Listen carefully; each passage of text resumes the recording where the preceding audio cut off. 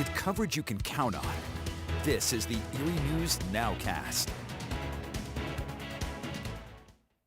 Good afternoon and happy Mother's Day. I'm Elspeth Meisner and thank you for joining us for your Erie News Now Weekend NOWCAST. We begin today with an update on vaccine data across the state of Pennsylvania. Pennsylvania has administered close to 9.2 million vaccination doses, adding almost 63,000 in the last 24 hours. More than 130,000 people are now fully vaccinated in our surrounding areas of Erie, Crawford, and Warren counties, and close to 45% of Erie County is vaccinated.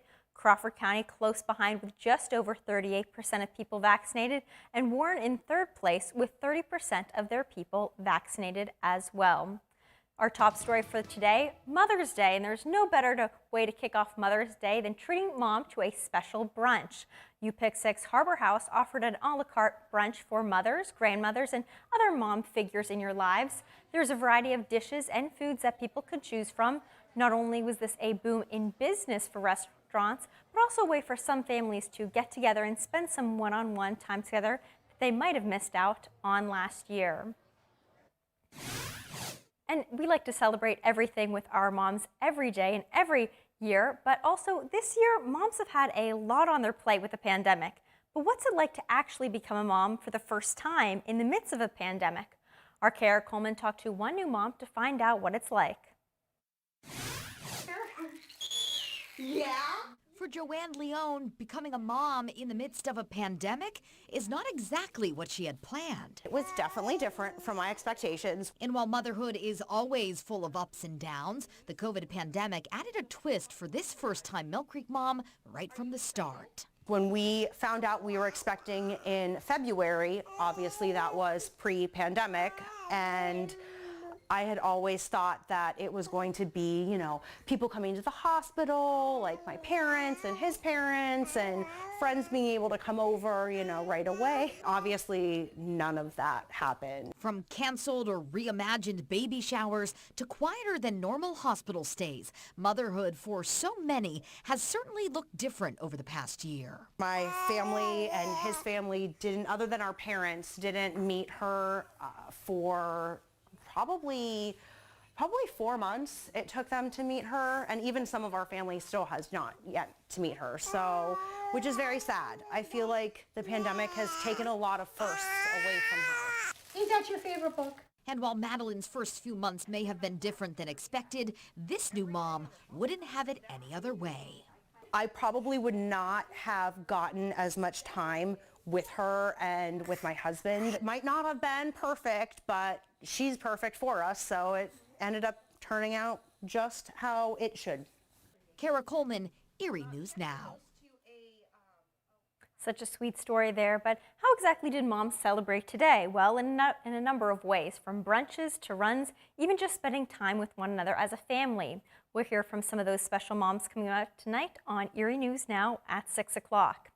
Well, yesterday was a big day as college graduations got underway. From Penn State Barron, Gannon University, and Edinboro all celebrated the class of 2021. We first start off with Penn State Barron. Although it was a rainy day outside, faculty, parents, and graduates gathered outside on the soccer field to watch the class of 2021 cross the stage to receive their diplomas. Now, in order to keep everybody safe, they had a morning and afternoon ceremony for the different schools of Penn State Barron. Students were happy they were able to get their diplomas in person, especially after a challenging year at school. Today means everything, just finishing school, being done forever with school. So yeah, that's really how I would tie it up. And from Penn State Barron to Edinboro University we go, where they chose to celebrate their nearly 700 students, both undergraduate and graduate, with a virtual commencement ceremony. Take a listen.